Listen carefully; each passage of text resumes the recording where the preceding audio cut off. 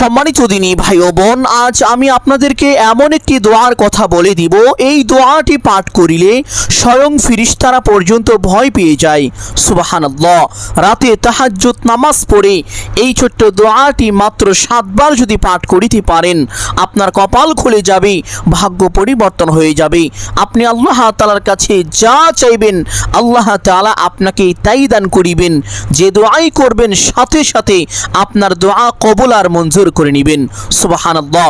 জীবনের সকল অভাব অনটন, দুঃখ কষ্ট পেরেশানি বিপদ আপদ বালা মুসিবত আল্লাহ তাআলা সাথে সাথে দূর করে দিবেন।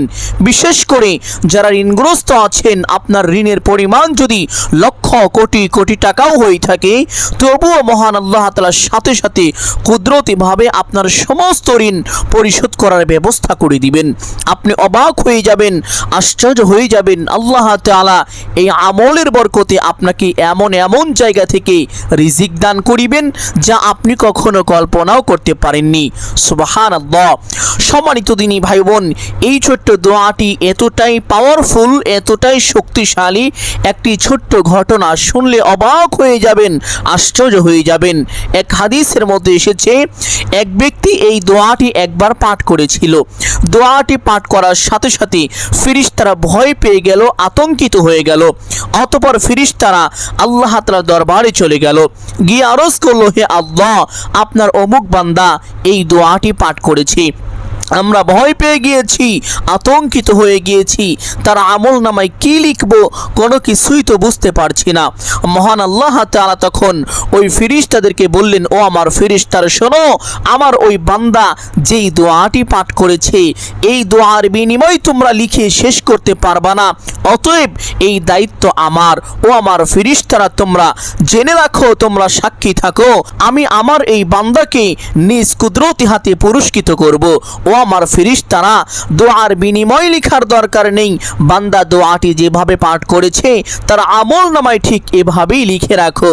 সুবহানাল্লাহ। আর এই দোয়ার প্রতিদান আল্লাহ তাআলা বান্দাকে নিজ হাতে দান করার ওয়াদা করেছেন।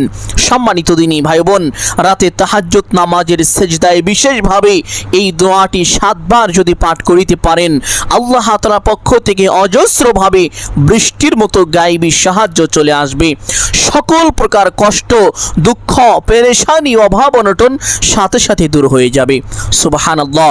অনেকেই অনেক রকমভাবে ক্ষতিগ্রস্ত হয়ে আছেন, অনেকেই কষ্টের মধ্যে আছেন, চাকরি হচ্ছে না, অনেক চাকরি খুঁজেছেন কিন্তু ব্যবস্থা হয় না। আমি বলবো এই ছোট্ট আমলটি করুন, আল্লাহ তাআলা অতি দ্রুত ভালো উন্নত মানের চাকরির ব্যবস্থা করে দিবেন। অনেকেই বিদেশ গিয়েছেন, গিয়ে কাজ পাচ্ছেন না, আটকে পড়ে আছেন, আমি বলবো এই ছোট্ট আমলটি করুন, আল্লাহ তাআলা আপনাকে অতি দ্রুত ভালো উন্নত মানের কাজের ব্যবস্থা করে দিবেন, যেটা আপনার জন্য অত্যন্ত দ্রুত সফলতা বয়ে আনতে সক্ষম হবে ইনশাআল্লাহ। অনেকেই আছেন যেই দিকেই যান শুধু ব্যর্থ হয়ে যান, ব্যবসা বাণিজ্য করেন, কামাই রুজি করেন, কিন্তু রুজি রোজগারের মধ্যে উন্নতি নাই, সংসারে বরকত নাই। আমি বলবো এই ছোট্ট আমলটি করুন, আল্লাহ তাআলা চতুর্দিক থেকে বৃষ্টির মতো উন্নতি দান করিবেন, ব্যবসা বাণিজ্যে কামাই রুজিতে প্রচুর পরিমাণ বারাকা দান করিবেন। সুবহানাল্লাহ। সম্মানিত দিনী ভাই বোন, এক কথায় এই আমল করে আপনি আল্লাহ তাআলার কাছে যাই চাইবেন আল্লাহ তাআলা আপনাকে তাই দান করিবেন। সুবহানাল্লাহ। এই আমলটি কখন করিবেন, কিভাবে করিবেন, প্রত্যেকটি বিষয় আপনাদেরকে সুস্পষ্টভাবে বলে দিব। সকলকে অনুরোধ করে বলবো আজকের এই ভিডিওটি না টেনে শুরু থেকে শেষ পর্যন্ত সম্পূর্ণ দেখবেন ইনশাআল্লাহ। সম্মানিত দিনী ভাই বোন, এই আমলটি করবেন রাতের তৃতীয় অংশে, যেমন ধরেন 2টা বা 3টার সময়। এই সময়ের ব্যাপারে পবিত্র হাদিসের মধ্যে আল্লাহর নবী, দয়ার নবী, মায়ার নবী মুহাম্মদুর রাসূলুল্লাহ সাল্লাল্লাহু আলাইহি ওয়াসাল্লাম বলেছেন যে রাতের এমন একটি সময় আছে যেই সময় মহান আল্লাহ তাআলা বান্দার অতি নিকটে চলে আসেন তথা প্রথম আসমানে অবতরণ করেন। আল্লাহ তাআলা প্রথম আসমানে এসে তখন থেকে শুরু করে ফজরের ওয়াক্ত শুরু হওয়ার আগ পর্যন্ত অপেক্ষা করতে থাকেন, আর প্রত্যেকটি বান্দা বান্দির নাম ধরে ধরে এইভাবে ডাকতে থাকেন আর বলতে থাকেন, ও আমার বান্দা, কে আছো ক্ষমা প্রার্থী, আমার কাছে ক্ষমা চাইবে, আমি তোমার গুনাহগুলো ক্ষমা করে দিব। কে আছো অভাবগ্রস্ত, আমার কাছে রিজিক চাইবে, আমি তোমাকে পরিপূর্ণ রিজিক দান করিব। কে আছো ঋণগ্রস্ত, আমার কাছে সাহায্য চাইবে, কুদরতিভাবে তোমার সমস্ত ঋণ পরিশোধ করে দিব। কে আছো সন্তানাদি হয় না, আমার কাছে সন্তান চাইবে, আমি তোমাকে নেককার সলিহিন সন্তান দান করিব। কে আছো কার কি প্রয়োজন, আমার কাছে চাইবে, আমি তোমার সমস্ত প্রয়োজন মিটিয়ে দিব, তোমার সমস্ত চাওয়াকে আজ পূরণ করে দিব। সুবহানাল্লাহ। সম্মানিত দিনী ভাই বোন, এই জন্য রাতের তৃতীয় অংশ তথা 2টা বা 3টার সময় ঘুম থেকে একটু কষ্ট করে হলেও উঠবেন, উঠে এই আমলটি করবেন। আর যদি ওই সময় উঠতে না পারেন, আমলটি করতে না পারেন, তাহলে অবশ্যই এশার নামাজের পরে এই আমলটি করবেন। আমলটি করার জন্য অবশ্যই কমপক্ষে 2 রাকাত হলেও তাহাজ্জুদ নামাজ পড়বেন। তাহাজ্জুদ নামাজ সম্পর্কে পবিত্র কুরআনুল কারীমে আল্লাহ তাআলা নবীজি মুহাম্মদুর রাসূলুল্লাহ সাল্লাল্লাহু আলাইহি ওয়াসাল্লামকে আদেশ করেছেন। তাও আবার এমন সময় যখন নবীজির উপরে 5 ওয়াক্ত ফরজ নামাজকেও ফরজ করা হয়নি, তার পূর্বেই মহান আল্লাহ তাআলা নবীজি সাল্লাল্লাহু আলাইহি ওয়াসাল্লামকে এই তাহাজ্জুদ নামাজ পড়ার ব্যাপারে আদেশ করেছেন। শুধু তাই নয়, এই নামাজ এতটাই বেশি দামি যে প্রত্যেক যুগে যুগে যতগুলো নবী রাসূল এই দুনিয়াতে আগমন করেছেন, সকলেই কম বেশি তাহাজ্জুদ নামাজ আদায় করেছেন। সুবহানাল্লাহ। সম্মানিত দিনী ভাই বোন, এই নামাজ সম্পর্কে একটি ছোট্ট ঘটনা বলবো, শুনলে অবাক হয়ে যাবেন এই নামাজ কতটা দামি, কতটা সম্মানিত। এই নামাজ বান্দাকে আল্লাহ তাআলার কতটা কাছে পৌঁছে দিতে পারে। এই নামাজ পড়ে দোয়া করলে, আমল করলে এই দোয়া এবং এই আমল কতটা বরকতময় হতে পারে, শুনলে অবাক হয়ে যাবেন। একজন আল্লাহর ওলি ছিলেন, তার জীবনে এমন কোনো রাত্রি পাওয়া যাবে না যেই রাত্রি তিনি তাহাজ্জুদ নামাজ না পড়ে কাটিয়েছেন। অর্থাৎ তার জীবনের প্রত্যেকটি রাত্রি তিনি তাহাজ্জুদ নামাজ পড়ে কাটিয়েছেন। এমন একজন আল্লাহর ওয়ালি একদিন ঘুমিয়ে গেলেন, তার ইচ্ছা হলো যে আমি ঘুম থেকে উঠে তাহাজ্জুদ নামাজ পড়ব। তিনি ঘুমিয়ে যাওয়ার সাথে সাথেই যখন তাহাজ্জুদ নামাজের সময় হলো, শয়তান তাকে আদর করে মাথায় হাত বুলিয়ে ঘুম পাড়িয়ে দিল। ঘুম পাড়ার কারণে তিনি তাহাজ্জুদ নামাজ পড়তে পারলেন না। হঠাৎ করে ঘুম ভেঙে গেল। ঘুম ভেঙে যাওয়ার পরে তিনি দেখতে পারলেন যে তাহাজ্জুদ নামাজ পড়ার সময় শেষ হয়ে গিয়েছে। তাহাজ্জুদ নামাজের রক্ত এখন আর নাই, ফজরের রক্ত শুরু হয়ে গিয়েছে। অতঃপর ওই আল্লাহর ওলি বেহুশ হয়ে গেলেন, আল্লাহ তাআলার দরবারে কান্নাকাটি করতে লাগলেন। আল্লাহ তাআলার কাছে আল্লাহর ওলির এই কান্নাকাটি এত বেশি পছন্দ হলো, এত বেশি ভালো লাগলো যে ওই আল্লাহর ওলি সারা জীবনে যত রাকাত তাহাজ্জুদ নামাজ পড়েছেন, সমস্ত তাহাজ্জুদ নামাজে যতগুলো সওয়াব হয়েছে, মহান আল্লাহ তাআলা এই এক রাতের বিনিময়ে তার আমল নামায় ওই সম পরিমাণ সওয়াব দান করেছেন। সুবহানাল্লাহ। পরের দিন যখন আবার ওই ব্যক্তি ঘুমিয়ে গেলেন, তিনি চিন্তা করলেন ঘুম থেকে উঠে তাহাজ্জুদ নামাজ পড়ব। ওই দিন আবার শয়তান এসে নিজে থেকেই ওই আল্লাহর ওলিকে আদর করে ঘুম থেকে জাগিয়ে দিচ্ছেন এবং বলছেন, হে আল্লাহর বান্দা, তাহাজ্জুদ নামাজ পড়ার সময় হয়ে গিয়েছে, তুমি উঠে তাহাজ্জুদ নামাজ পড়ো। আল্লাহর ওলি অবাক হয়ে গেলেন, আশ্চর্য হয়ে গেলেন, কি ব্যাপার, আজ পর্যন্ত কেউ আমাকে এভাবে আদর করে তাহাজ্জুদ নামাজ পড়ার জন্য ঘুম থেকে ডাকেনি। হে ভাই, কে তুমি, এত ভালো মানুষ, আজ আমাকে এভাবে তাহাজ্জুদ নামাজ পড়ার জন্য ঘুম থেকে জাগ্রত করছো? তখন ওই শয়তান বলছে, হে ভাই, আমি হলাম ইবলিস, শয়তান। আমার কাজ হলো মানুষকে ধোঁকা দেওয়া, ভালো কাজ থেকে বঞ্চিত রাখা। আল্লাহর ওলি বলছেন, এটা আমিও জানি, তাই যদি হয় তাহলে তুমি কেন আমাকে এভাবে তাহাজ্জুদ নামাজ পড়ার জন্য ঘুম থেকে ডাকছো? অতঃপর ওই শয়তান বলছে, হে আল্লাহর ওলি, আমি তো আর সুখে এমনি এমনি ডাকিনি, আপনি শুনুন, গতকালকে আমি আপনাকে আদর করিয়ে ঘুম পাড়িয়ে দিয়েছিলাম যেন আপনি তাহাজ্জুদ নামাজ পড়তে না পারেন, তাহাজ্জুদ নামাজ মিস হয়ে যায়। ঠিক তেমনইভাবে আপনার তাহাজ্জুদ নামাজ মিস হয়েছিল ঠিকই, কিন্তু অবাক করা কথা হলো আপনি আল্লাহ তাআলার কাছে কান্নাকাটি করলেন, আপনি বেহুশ হয়ে গেলেন, আর আল্লাহ তাআলার কাছে এই বিষয়টা এতটাই বেশি পছন্দ হয়ে গিয়েছিল যে আপনি সারা জীবন তাহাজ্জুদ নামাজ পড়ে যতটুকু সওয়াব অর্জন করেছেন, আল্লাহ তাআলা এই এক রাতের বিনিময়ে তার থেকেও বেশি সওয়াব দান করেছেন। হে আল্লাহর ওলি, আমার ভয় হয় না জানি আজকেও আপনি ঘুম পাড়ার কারণে আবার তাহাজ্জুদ নামাজ মিস হয়ে যাবে, কান্নাকাটি করবেন। আল্লাহ আল্লাহ তাআলা আপনার আমলনামায় আজকেও ওই সমপরিমাণ সওয়াব লিখে দিবেন। আমার ভয় হয়, এজন্যই আমি নিজে থেকে দায়িত্ব নিয়ে আপনাকে ঘুম থেকে জাগিয়ে দিলাম। সুবহানাল্লাহ, আল্লাহর ওলির এতটা ক্ষমতা, এতটা পাওয়ার, শয়তান পর্যন্ত তার খাদেম হয়ে গিয়েছিল। এটা হয়েছে একমাত্র তাহাজ্জুদ নামাজ পড়ার কারণে। সুবহানাল্লাহ। এই জন্য প্রিয় দিনী ভাই ও বোন আমার, আপনার অভাবের পরিমাণ যত বেশি হোক না কেন, ঋণের পরিমাণ পাহাড় সমপরিমাণও যদি হয়ে থাকে, আপনি তাহাজ্জুদ নামাজ পড়ে তাহাজ্জুদ নামাজের সেজদায় মাথা রেখে এই ছোট্ট দোয়াটি মাত্র 7 বার পাঠ করুন এবং তাহাজ্জুদ নামাজ শেষ করে 7 বার পাঠ করুন। দেখুন আল্লাহ তাআলার পক্ষ থেকে অবশ্যই গায়বী সাহায্য চলে আসবে এবং কি সকালে সূর্য ওঠার আগেই আপনি এর একটি সুসংবাদ পেয়ে যাবেন ইনশাআল্লাহ। সম্মানিত দিনী ভাই বোন আমার, আমলটি করার জন্য তাহলে কমপক্ষে 2 রাকাত তাহাজ্জুদ নামাজ পড়বেন। অনেকেই জানেন না তাহাজ্জুদ নামাজ কিভাবে পড়তে হয়, কোন কোন সূরা দিয়ে পড়তে হয়, নিয়ত কিভাবে করতে হয়, এই নামাজের মধ্যে কখন কোন দোয়া কতবার পাঠ করতে হয়।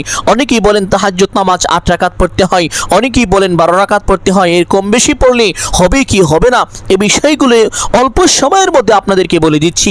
সম্মানিত দিনী ভাই বোন, প্রথম কথা হলো তাহাজ্জুদ নামাজ 8 অথবা 12 রাকাত পড়ার চেষ্টা করবেন। এটা হলো নবীজির সুন্নাহ, এটাই হলো উত্তম। তবে আপনি চাইলে কমপক্ষে 2 রাকাত থেকে শুরু করে যত রাকাত ইচ্ছে পড়তে পারেন, কোনো সমস্যা নেই। আর তাহাজ্জুদ নামাজ পড়ার জন্য আলাদা কোনো সূরা নেই, আলাদা কোনো নিয়ম নেই। অন্য নফল 2 রাকাত নামাজ যেভাবে পড়েন, 2 রাকাত করে তাহাজ্জুদ নামাজ ঠিক সেরকমভাবেই পড়বেন ইনশাআল্লাহ। সম্মানিত দিনী ভাই বোন, তাহাজ্জুদ নামাজের সেজদায় কিভাবে এই দোয়াটি পাঠ করবেন, কতবার পাঠ করবেন লক্ষ্য করুন। আপনি যখন আল্লাহু আকবার বলে তাহাজ্জুদ নামাজের প্রথম সেজদায় চলে যাবেন, প্রথম সেজদায় যাওয়ার পরে সেজদার তাসবিহ 3 বার, 5 বার অথবা 7 বার পাঠ করিবেন। সুবহান রাব্বিয়াল আ'লা, এই তাসবিহটা পাঠ করার পরে এই ছোট্ট দোয়াটি 7 বার পাঠ করিবেন।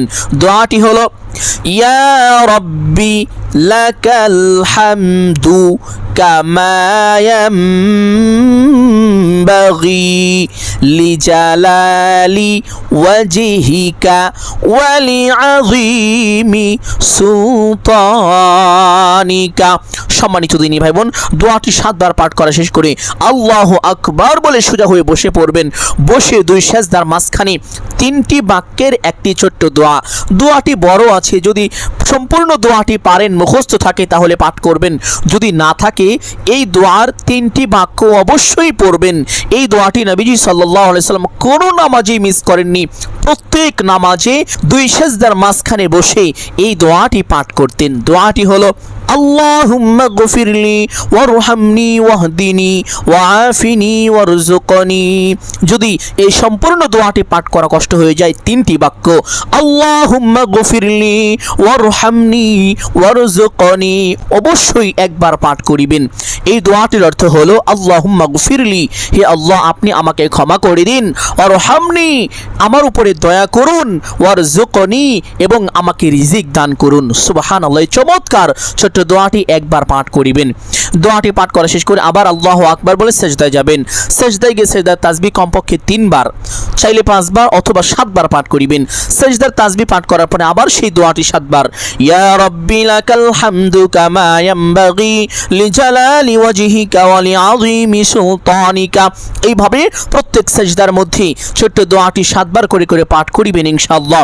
সম্মানিত দিনী ভাই বোন, এইভাবে তাহাজ্জুদ নামাজ শেষ করে সেই স্থানে বসে সর্বপ্রথম একটি ছোট্ট ইস্তেগফার পাঠ করিবেন।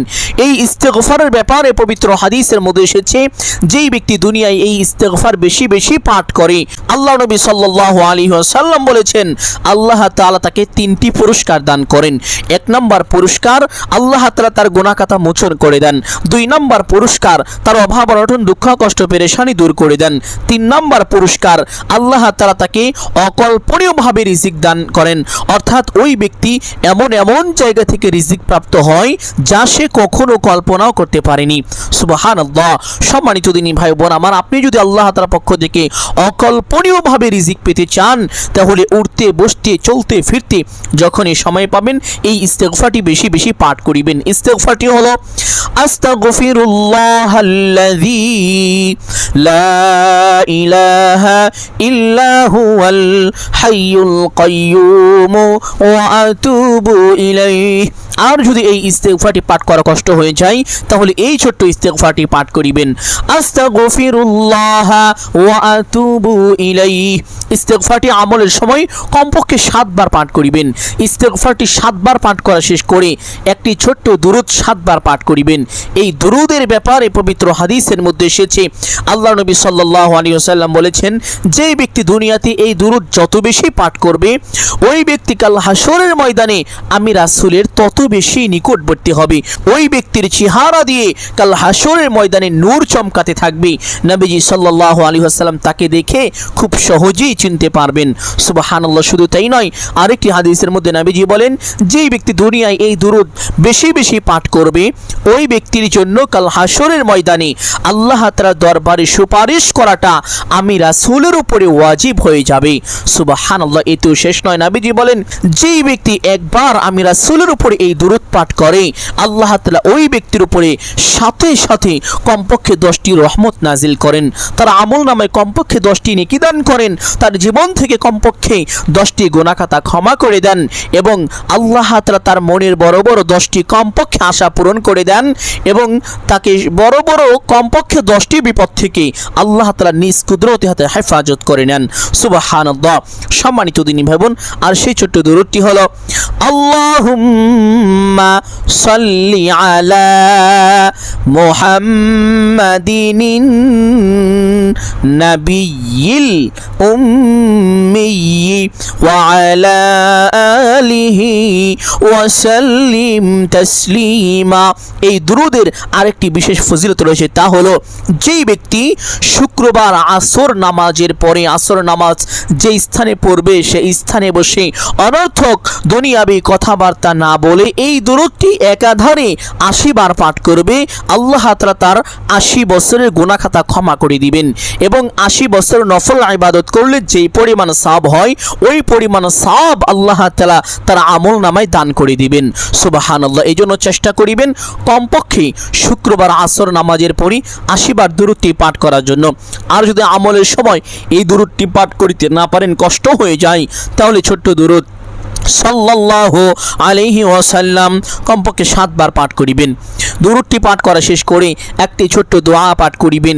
এই দোয়ার ব্যাপারে পবিত্র হাদিসের মধ্যে এসেছে, আল্লাহ নবী সাল্লাল্লাহু আলাইহি ওয়াসাল্লাম বলেছেন, আমি ওই সত্তার শপথ করে বলছি যার হাতে আমার প্রাণ, যেই ব্যক্তি এই দোয়াটি পাঠ করবে, এই দোয়ার মাধ্যমে আল্লাহ তাআলার কাছে কোনো কিছু চাই, আল্লাহ তাআলা তার চাওয়াকে কখনোই ফিরিয়ে দেন না, আল্লাহ তাআলা অবশ্যই তার চাওয়াকে পূরণ করে থাকেন। এই দোয়ার মধ্যে আল্লাহ তাআলার বিশেষ কিছু মহান গুণবাচক নাম রয়েছে। নবীজি বলেছেন, যেই ব্যক্তি এই নাম ধরে আল্লাহকে ডাকে, আল্লাহ তাআলা অবশ্যই তার ডাকে সাড়া দিয়ে থাকেন। সুবহানাল্লাহ। সেই ছোট্ট দোয়াটি এখন আপনাদেরকে বলে দিব। একটু কষ্ট হলেও চেষ্টা করিবেন মুখস্থ করে নেওয়ার জন্য। যদি মুখস্থ করিতে না পারেন, কোনো সমস্যা নেই, বাংলায় লিখে রাখুন। দোয়াটি আমি সহিশুদ্ধ করে ধীরে ধীরে বলে দিব, বাংলায় লিখে রাখুন, আমলের সময় দেখে দেখেও পাঠ করিতে পারবেন। মা বোন যারা অসুস্থ আছেন তারাও এই দোয়াটি পাঠ করতে পারবেন, কোনো সমস্যা নেই। দোয়াটি হলো, আল্লাহুম্মা ইন্নী আসআলুকা বিআন্নী আশহাদু আন্নাকা আনতাল্লাহু লা ইলাহা ইল্লা আনতা আহাদুস সামাদুল্লাযী লাম ইয়ালিদ ওয়া লাম ইউলাদ ওয়া লাম ইয়াকুল লাহু কুফুয়ান আহাদ। এই দোয়াটি 7 বার পাঠ করার পরে আরেকটি ছোট্ট দোয়া পাঠ করিবেন। এই দোয়াটি যদি পাঠ করেন আল্লাহ তাআলা আপনাকে বেশি বেশি ভালো কাজ করার, মানুষের জন্য বেশি বেশি দান সতাকা করার, মানুষের খিদমত করার, এমন এমন আমল করার তৌফিক দান করবেন যেগুলো আল্লাহ তাআলার কাছে অত্যন্ত পছন্দনীয়। আল্লাহ তাআলা আপনাকে গুনাহ থেকে বাঁচিয়ে রাখবেন এবং আল্লাহ তাআলা আপনাকে চতুর্দিক থেকে টাকা পয়সা ধন সম্পদ দিয়ে সাহায্য করিবেন। সুবহানাল্লাহ। শুধু তাই নয়, মৃত্যুর পরে আল্লাহ তাআলা আপনাকে জান্নাত দান করবেন, জাহান্নাম থেকে মুক্তি দান করবেন। দোয়াটি হলো আল্লাহুম্মা আইন্নি আলা যিকরিকা ওয়া শুকরিকা ওয়া হুসনি ইবাদাতিক। দোয়াটি আমলের সময় 7 বার পাঠ করা শেষ করে আরেকটি ছোট্ট দোয়া পাঠ করিবেন। এই দোয়াটির অর্থ হলো, হে আল্লাহ, আপনি আমার সমস্ত হাজত পূরণ করে দিন। সুবহানাল্লাহ। দোয়াটি হলো আল্লাহুম্মা ইয়া কাদিয়াল হাজাত। আপনার যত চাহিদা রয়েছে আল্লাহ তাআলা আপনার সমস্ত চাহিদা পূরণ করে দিবেন। এই ছোট্ট দোয়াটি আমলের সময় 7 বার পাঠ করিবেন। এই দোয়াটি পাঠ করা শেষ করে গায়বীভাবে ঋণ পরিশোধ হওয়ার একটি ছোট্ট দোয়া 7 বার পাঠ করিবেন। এই দোয়ার ব্যাপারে হাদিসের মধ্যে এসেছে, একবার এক ঋণগ্রস্ত ব্যক্তি হযরত আলী রাদিয়াল্লাহু তাআলা আনহুর কাছে গেলেন, সাহায্য চাইলেন এবং তার এই ঋণের কথা তুলে ধরলেন। আলী রাদিয়াল্লাহু তাআলা আনহু যখন জানতে পারলেন যে ওই ব্যক্তিটা এমনভাবে ঋণে জড়িত, অতঃপর হযরত আলী রাদিয়াল্লাহু তাআলা আনহু ওই ব্যক্তিকে বললেন, হে ভাই, আমি কি তোমাকে এমন কয়েকটি বাক্য শিখিয়ে দিব বা এমন একটি দোয়া শিখিয়ে দিব যেই দোয়াটি আল্লাহর নবী সাল্লাল্লাহু আলাইহি ওয়াসাল্লাম আমাকে শিক্ষা দিয়েছিলেন, যেই দোয়াটি পাঠ করিলে তোমার ঋণের পরিমাণ যদি পাহাড় সমান হয়ে থাকে তবুও মহান আল্লাহ তাআলা কুদরতিভাবে তোমার সমস্ত ঋণ পরিশোধ করে দিবেন, এমনকি তোমার ঋণ পরিশোধের দায়িত্ব নিয়ে নেবেন। অতঃপর ওই ব্যক্তিকে হযরত আলী রাদিয়াল্লাহু তাআলা আনহু এই দোয়াটি শিক্ষা দিয়েছিলেন। যদি এই দোয়াটি 5 ওয়াক্ত নামাজের পরে 7 বার করে পাঠ করিতে পারেন এবং আমলের সময় 7 বার পাঠ করিতে পারেন, তাহলে আল্লাহ তাআলা গায়বীভাবে অতি দ্রুত আপনার সমস্ত ঋণ পরিশোধ করার ব্যবস্থা করে দিবেন। সুবহানাল্লাহ। দোয়াটি হলো আল্লাহুম্মা কফিনি। অনেকে দোয়াটি পারেন আমি জানি, কিন্তু সহি শুদ্ধ উচ্চারণটি অনেকেই জানেন না, তাই সহি শুদ্ধ উচ্চারণটি বলে দিব। সকলেই সহি শুদ্ধ উচ্চারণটি এইভাবে করে দোয়াটি পাঠ করবেন। দোয়াটি হলো আল্লাহুম্মা কফিনি বিহালালিকা আন হারামিকা ওয়া আগনিনি বিফাদলিকা আম্মান সিওয়াক। এই দোয়াটি আমলের সময় 7 বার পাঠ করা শেষ করে সেই দোয়াটি পাঠ করিবেন, যেই দোয়াটি পাঠ করলে ফেরেশতারা পর্যন্ত ভয় পেয়ে যায়, যেই দোয়ার বিনিময়ে ফেরেশতারা পর্যন্ত লিখে শেষ করতে পারে না, যেই দোয়ার বিনিময়ে মহান আল্লাহ তাআলা বান্দাকে নিজ কুদরতি হাতে দেওয়ার ওয়াদা করেছেন। সুবহানাল্লাহ। আর সেই দোয়াটি এখন বলে দিব, একটু কষ্ট হলেও চেষ্টা করিবেন মুখস্থ করে নেওয়ার জন্য। যে কোনো বিপদে আপদে বালা মুসিবতে এই দোয়াটি যদি পাঠ করেন আল্লাহ তাআলা সাথে সাথে আপনাকে সেই কঠিন মহা মুসিবত বিপদ আপদ থেকে নিজ কুদরতি হাতে হেফাজত করবেন। সুবহানাল্লাহ। সম্মানিত দিনী ভাই বোন, সেই দোয়াটি হলো ইয়া রাব্বি লাকাল হামদু কামা ইয়ানবাগি লিজালালি ওয়াজহিকা ওয়া লিআযীমি সুলতানিকা। দোয়াটি 7 বার পাঠ করা শেষ করে সেই দুরূদটি পাঠ করার চেষ্টা করিবেন। যদি না পারেন ছোট্ট দুরূদ সাল্লাল্লাহু আলাইহি ওয়াসাল্লাম 7 বার পাঠ করিবেন, অতঃপর মোনাজাত করবেন। মোনাজাতের মধ্যে যা চাইবেন আল্লাহ তাআলা আপনাকে তাই দান করিবেন। যে দোয়াই করবেন সকল দোয়া কবুল আর মঞ্জুর করে নেবেন। তাই মোনাজাত শেষ করে অবশ্যই একবার দুরূদ পাঠ করতে ভুলবেন না। যে কোনো একটি দুরূদ কমপক্ষে একবার পাঠ করবেন, অতঃপর সেই স্থান থেকে চাইলে উঠে যাবেন। সম্মানিত দিনী ভাই বোন, এইভাবে কয়েকদিন যদি একাধারে আমলটি করতে পারেন আপনার কপাল খুলে যাবে। আপনার কোনো চাওয়া পাওয়া, মনের বাসনা, আশা কোনো কিছুই বাকি আল্লাহ তাআলা রাখবেন না। আল্লাহ তাআলা আপনার প্রত্যেকটি চাওয়া, প্রত্যেকটি আশা পূরণ করে দিবেন। সুবহানাল্লাহ। সম্মানিত দিনী ভাই বোন, আমি আশা করছি আজকের এই আমলটি আপনাদের সকলের জন্য অত্যন্ত গুরুত্বপূর্ণ এবং উপকারী ছিল। অতএব সকলকে বলবো সাদকায়ে জারিয়ার উদ্দেশ্যে কমপক্ষে একটি হলেও শেয়ার করে দিবেন। যদি আলোচনাটি ভালো লাগে অবশ্যই ভিডিওতে একটি লাইক করবেন, কমেন্টে আমিন বলে দোয়ায় শরীক থাকবেন। যারা এই চ্যানেলের নতুন দর্শক রয়েছেন চেষ্টা করবেন চ্যানেলটি সাবস্ক্রাইব করে রাখার জন্য। সকলের জন্য অন্তর থেকে দোয়া করি আল্লাহ তাআলা সকলকে ভালো রাখুন, সুস্থ রাখুন, জানে মালিক আমায় রুজি ব্যবসা বাণিজ্যে প্রচুর পরিমাণ উন্নতি ও বরকত দান করুন। সকলেই বলি আমিন সুম্মা আমিন। আসসালামু আলাইকুম ওয়া রাহমাতুল্লাহি ওয়া বারাকাতুহু।